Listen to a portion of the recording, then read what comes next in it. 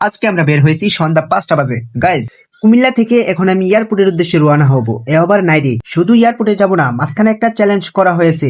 সেটা হলো যে এয়ারপোর্টে যাওয়ার পর সারাটা রাত আমি এয়ারপোর্টে কাটাবো এবং কি তোমাদেরকে দেখাবো, তোমাদেরকে রিভিউ দেওয়ার চেষ্টা করব 12টা ঘন্টা আমি এয়ারপোর্টে কিভাবে কাটালাম এবং কি নাইটে চলার সময় কোন কোন সমস্যার মুখোমুখি আমি বেশি পড়লাম। A few moments later. আমরা কিন্তু রেডি হয়ে গেছি, হবাই মাগরিব আজান শেষ হলো। এখন আমি রেডি হয়ে সোজা বের হয়ে যাব এয়ারপোর্টের উদ্দেশ্যে। তার আগে বলো মাস্কটাতে আমাকে কেমন লাগছে। আমাদের যেহেতু লোকাল রাস্তা, সেই জন্য আমাকে একটু অটোতে চড়তে হয়েছে। অটো থেকে সরাসরি আমরা বাসে উঠে গেলাম। আর তার আগে তোমাদেরকে বলে নি, তোমরা যদি কুমিল্লা থেকে এয়ারপোর্টের উদ্দেশ্যে যাওয়ার প্লেন থাকে তাহলে অবশ্যই তুমি ইকবাল বাসে উঠবা। বাসের মধ্যে উঠলাম এবং কি সিটেও বসলাম, কিন্তু দুঃখের বিষয় হলো একদম এসির বরাবর বসেছি। এসির নিচে বসার কারণে তো আমার নাক দিয়ে পানি ঝরতেছে, সেই জন্য আমি গর্তটাকে হাঁটানোর চেষ্টা করছি। তোমাদেরকে যেটা দেখালাম ওইটা দিয়ে কিন্তু একটা ঠান্ডা হাওয়া বাড়িতেছে। এসির সামনে বসলে 10 মিনিট কি 20 মিনিট যাওয়ার পরে নিজের কাছেই ঠান্ডা লাগে। অবশেষে আমরা গর্ত হাঁটাতে সক্ষম হয়েছি। 5 থেকে 10 মিনিট এসির নিচে থাকলে ঠান্ডা লাগবে, এটাই স্বাভাবিক।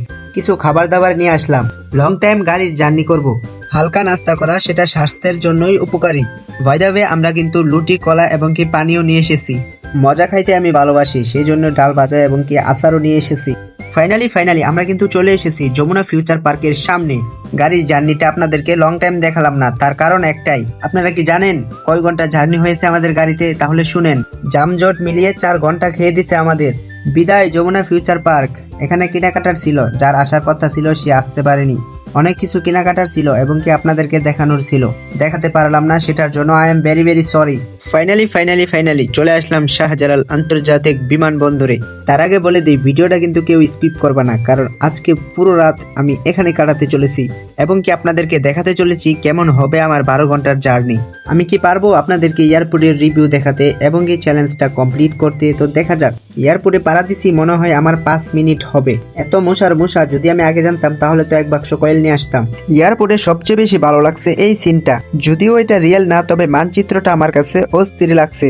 আপনাদের কাছে কেমন লাগছে মতামত সরাসরি কমেন্ট বক্সে। প্রথমে জলটা দেখে তো আমি হুদায় মনে করছি, পরে যখন মাছ দেখতে পারলাম তখন তো আমি অবাক হয়ে গেছি। এটার মধ্যে মাছ দিয়েছে ভালো কথা, কিন্তু পানিটা এতটা একটা পরিষ্কার না, সেটা আমার কাছে ভালো লাগেনি। তারপর দেখো মূষা আমার সাথে কি করতেছে। 2 ঘন্টা হয়ে গেছে বসে আছি, মূষার জ্বালা ভালো লাগতেছে না, সেজন্য আমরা চলে আসলাম নাস্তা করতে। নাস্তা বলতে এখানে পিঠার মতো কিছু একটা আছে এবং কি কয়েক রকম আইটেমের ভর্তা আছে, সেজন্য ভাবলাম একটু খেয়ে নেই আমি। সত্য কথা বলতে রাত্রেবেলা শীতের দিন গরম গরম পিঠা খাইতে ভালোই লাগতেছে। আপনারা আবার এটা বলে না যে শীতের দিন আপনার কেন শীত করে না, কারণ আমি হাঁটতেছি আর দৌড়তেছি। সরাসরি আমরা নাস্তা খেয়ে চলে আসলাম আবার রেল স্টেশনের সামনে।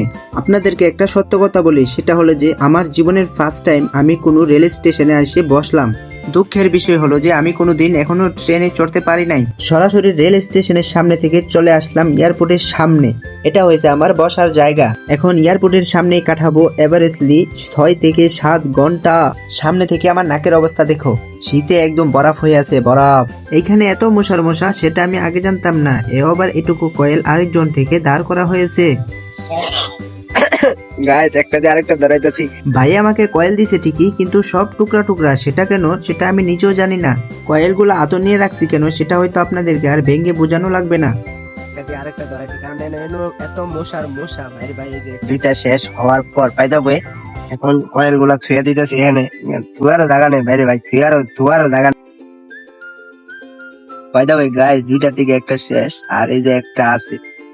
টুকরা কয়েল তো আমার মাথা নষ্ট করে দিয়েছে, কারণ হলো যে একটা কয়েল ধরালে 10 মিনিটও যায় না, তার আগেই খতম হয়ে যায়। একটা থেকে আরেকটা ধরানো, অবভিয়াসলি ফুয়াইতে তো আমার জান বের হয়ে যাচ্ছে। সবশেষে আপনাদেরকে একটা কথাই বলি, আপনারা যদি কখনো এয়ারপোর্টের সামনে নাইট করেন তাহলে অবশ্যই কয়েল নিয়ে আসবেন, যেটা আপনাদের কাছে আমার বিনীতভাবে অনুরোধ। ফাইনালি আধা ঘন্টা বাতাস দেওয়ার পরে একটা থেকে আরেকটা নিতে সক্ষম হয়েছি, আলহামদুলিল্লাহ। এখনকার দিনের কয়েলও কাজ করে না, কারণ 2 হাত দিয়ে 2টা কয়েল ধরানোর পরেও কিন্তু আমাকে মশা পারে না, ছিঁড়ে খেয়ে ফেলবে। এয়ারপোর্টে সবকিছুই ঠিক আছে, আশেপাশে প্রচুর পরিমাণে মানুষ আছে, কিন্তু থাকার পরে একটাই সমস্যা, সেটা হলো যে প্রচুর পরিমাণে মশা, যা আপনার কল্পনারও বাহিরে। অবশেষে আমরা ওই জায়গা থেকে চলে এসেছি। এখন কয়টা বাজে জানেন? ভোর 4টা বাজে। এতগুলো সময় কোন দিক দিয়ে চলে গেল আসলে বোঝাই যায় না। আপনাদেরকে একটা সত্য কথা বলি, এই জায়গাটা এমন একটা জায়গা যেটা মানুষকে মুহূর্তের মধ্যেই কাঁদায়, আবার মুহূর্তের মধ্যেই হাসায়। আমাদের একজন গেস্ট, তাও আবার 3 বছর পরে প্রবাস থেকে ফিরতেছে নিজের দেশে। পার্ট 2 দেখতে চাইলে এই ভিডিওতে একটা কমেন্ট করো।